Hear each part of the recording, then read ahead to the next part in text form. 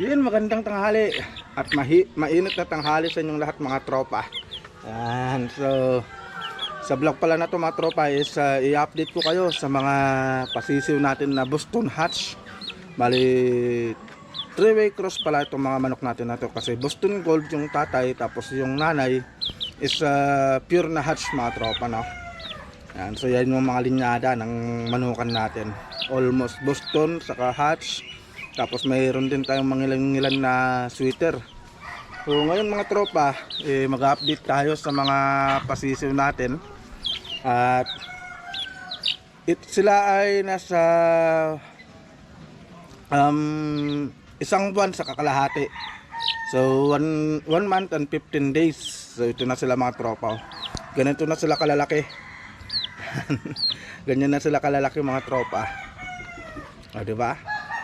Kung titignan mo mga tropa, para na silang nasa 2 months mahigit, parang magto 3 months na, pero itong mga to is 1 month old pa lang mahigit. So 1 month and 15 days. So paano nga ba mga tropa yung ginawa ko dito sa mga sisiw ko para lumaki sila ng ganito? So gaya lang sabi ko mga tropa, nagmula nung first day nila is yung magbibigay tayo ng energy boost. Nagbigay tayo ng asukal sa katubig. Ayan, so yun yung unang araw nila, pero hindi natin sila pinakain. Tapos unlimited sila sa pagkain mga tropa. Hanggang ngayon unlimited sila. Bali ang ginamit natin na patuka is yung Thunderbird na chick booster. Ayan, hanggang 1 buwan. Ngayon nung naka 1 linggo na sila mga tropa, nagbigay naman tayo ngayon ng pamurga. Yan, pamurga. Ibibigay tayo ng pamurga sa kanila. Yung gamit natin is yung bastonero. So yun yung ika 7 days nila, 1 week. Tapos pagkatapos ng purga mga tropa, is tuloy-tuloy na yung pagbibigay natin ng patuka at vitamins. Ayan, so may binibigay tayo na vitamins na Multilite Premium. Ayan. So yun yung madalas na binibigay ko sa mga alaga kong sisiw. Ayan. Ayan. Tapos pagkatapos ng 1 buwan nila mga tropa, yung saktong 1 buwan nila, nagpurga na naman tayo. Ayan. Parang 2 pesos tayo nagpurga sa loob ng 1 buwan. Tapos tuloy-tuloy na naman yung pagbibigay natin mga tropa ng vitamins nila hanggang sa araw na ito. So ngayon sa araw na ito mga tropa, mamayang hapon is magbibigay din tayo ng pamurga nila. Ganun pa rin yung bibigyan natin, bastonero plus. Tapos hindi na natin sila bibigyan ng patuka, kasi para mapurga talaga sila, kasi matagal silang hindi napurga mga tropa, no? At sa ganun mailabas nila yung mga bad bacteria na nasa loob ng kanilang katawan. At ngayong araw din pala mga tropa, dahil magpupurga tayo, is maglilinis din tayo ng kanilang brooder pen. So nandito pa rin sila sa brooder pen, dito sa likod ko. Yan pa rin yung brooder pen na pinaglagyan ko sa kanila. At sa mga update din tayo mga tropa ngayong araw, doon sa ginawa natin na pag-gender sa kanila. Kasi sabi nga nila, dapat mag-update tayo lagi para sa ganun yung mga nakakapanood sa atin talagang malaman nila na yung ginawa natin ng identify natin ng lalaki sa babae is konsya mga tropa, tumutugma talaga, sumasakto. Yan. So ito ay isang lalaki mga tropa. So green fit siya na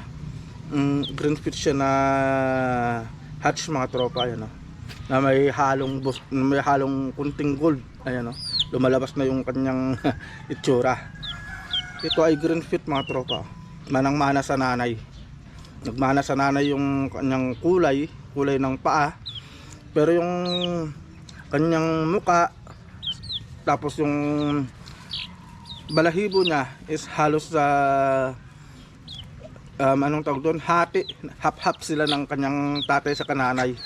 So ito yung isang pasisiw natin. Yan. So siya yung pinakamalaki sa kanilang lahat mga tropa. Pero almost pare-paras naman sila ng sukat. Pero ito good size talaga siya eh. Ayan o, napakaganda ng size niya. Bali 1 month and 15 days lang to. And so ilalabas natin lahat yung mga sisiw natin mga tropa, para sa ganun isa-isa natin na makita lahat yung mga sisiw natin. Kasi ito mga tropa, nung nag-identify tayo ng lalaki sa kababae, yung nakita natin is iisa lang yung babae. So siya yung walang marking. Sa mga nakapanood at sumusubaybay, alam nila na siya lang yung nag-iisang may marking, walang marking. Yan. So ito hindi talaga sila sanay na mahawakan, kasi talagang hindi ko sila masyadong hinahawakan mga tropa. Kasi sabi ko baka mamaya galing ako sa labas, may dala akong virus o ano. Yun nga, baka maihawak ko sa kanila. So ngayon hindi naman tayo lumabas kung saan at nandito lang tayo sa bahay, kaya ayan, free tayo na mahawakan itong mga pasisiw natin. Ayan. Ayan, malalaki na sila mga tropa. Alright, so ito yung isang lalaki na pasisiw natin. Ayan, may marking siya. Ayan. So, kukunin pa natin yung iba, kasi sakto maglilinis tayo ng brooder pin mga tropa. Alright mga tropa, no? So ito yung pangalawang pasisiw natin. Ayan, so ayun, no? Magkamukha sila nung unang hinawakan ko kanina. So ito naman mga tropa is yellow. Para siyang green yellow yung kanya, paa niya. Ayan, no? Pero green legged siya. Green legged hatch din siya. At tingnan nyo mga tropa, oh. Ayan, tingnan nyo yung balahibo. Para rin siyang gold. Parang ang lumabas sa kanila is para silang pumpkin. Kasi kung sila hatch na may halong gold. Ayan, so yan yung mga mukha nila mga tropa. So yun mga tropa, no? So ito yung pangalawang pasisiw natin. Ayan.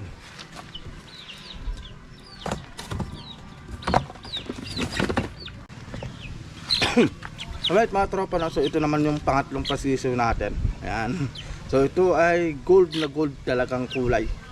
Ito ay isang lalaki. So pangatlong lalaki na to. Ito ay isang lalaki. Ayan. So ito yung mukha mga tropa. Siya ay isang yellow-legged hatch mga tropa. Ayan. Pero yung namana niya sa kanyang tatay is yung katawan ng tatay niya, saka yung balahibo ng tatay niya. So ayan sa mga tropa, gold siya. Para siyang gold na parang may kunting itim-itim. So ayan mga tropa yung kanila. Bulto yung katawan ng mga to, kasi unlimited sila sa pagkain. So ayan ang pagmumukha nila mga tropa. Ganda na. Mahaba yung tuka, na maliit yung ulo. Tapos ayan, medyo namumula na, nangingitim yung mata. So ganun yung lumabas ng mga pasisiw natin. So masasabi ko na itong mga pasisiw natin na to is hybrid vigor sila. So 3-way cross to mga tropa, 3-way cross. Ang tatay ulit, ang tatay pala is Boston Gold, tapos yung nanay is pure na hatch. Yan, so yun, nakabalik na tayo mga tropa. So ito yung pangalawang, pang-apat na pasisiw natin, at ito ay isang lalaki. Ayan, isa siyang lalaki. Bali, ito ay ayan, para siyang pumpkin gold. Pumpkin. Pero gold yung katawan mga tropa, gold. Tapos yung paa niya is yellow-legged hatch din. Yan. Tingnan yung mata, iba naman yung mata ng mga tropa. Ayan, yung mata niya is mapula na malaki. Ayan, ayan mga tropa. Bata pa lang namumula na yung mata. So ito yung pang-apat na pasisiw natin. So tama nga yung hula natin. Ito ay isang lalaki talaga. Yan mga tropa. So ito yung pang-apat. So kunin pa natin yung may dalawa pa. At ito na mga tropa, yung kanilang Reyna Elena.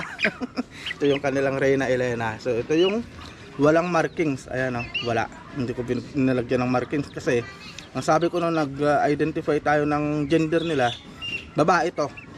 At yun nga, sumakto nga mga tropa, ayan, babaeng babae. Ano. So, paano nga ba yung pinagtingin ko kung paano yung lalaki at babae? Yung palong manipis, ayan, ulitin ko yung palong nga is manipis. Yung manipis din.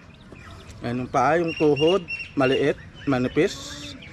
Tapos yung buntot is brown siya, may kunting brown siya. Tapos yung sa dibdib is brown.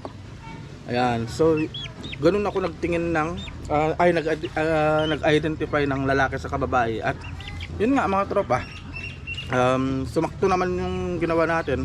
At ito ay isang babae. So ito yung kanilang Reyna Elena. So ito, aalagaan ko to dahil ito ay ibabalik ko back to father natin ito mga tropa. Ayan, nag-isang babae. At yung mukha niya mga tropa, talagang kamukha ng tatay niya. Ayan, tignan yung mata. Ayan, yung mata niya talagang manang-mana sa tatay mga tropa. Ganda. So aalagaan ko talaga to dahil back to father ko to. Ayan, back to father natin to. Tapos eto na yung panghuling pasisi natin, papakita ko sa inyo mga tropa. Ayan, alright, so itatago ko muna. So ito na yung pinakahuling pasisi natin. At talagang dito ako namangha ng sobra. Alam niyo kung bakit mga tropa? Kasi ito talaga yung nagmana sa kanyang nanay. So ito talaga yung hatch na hatch talaga yung pagmumuka. Hatch din yung kanyang katawan, pati yung balahibo, pati paa. Yan. So ito na mga tropa yung ating pasisiw na hatch mga tropa. Ayan, ang nanay niya is itim, mangitim-ngitim yung paligid ng mata, tapos mapula-pula. Tapos yung balahibo niya is manang-mana sa nanay. Ayun, so ito ay isang pulahan. So ito ay isang hatch talaga, pure hatch natin mga tropa. So ang lumabas lang kasi mga tropa is yellow-legged hatch. Ayan, yellow-legged hatch. So nagkoko naman mga tropa, naglalabas naman kasi yung hatch ng blue-legged, green-legged, saka yellow-legged na paa. So ngayon, ito ay lumabas, yellow-legged siya. Pero yung nanay niya mga tropa is green-legged siya, na green-legged hatch siya. Ayun mga tropa, lumalabas na talaga yung kanyang kulay. At ito yung mga pasisiw natin. Yan yung mga pasisiw natin na 6 na piraso.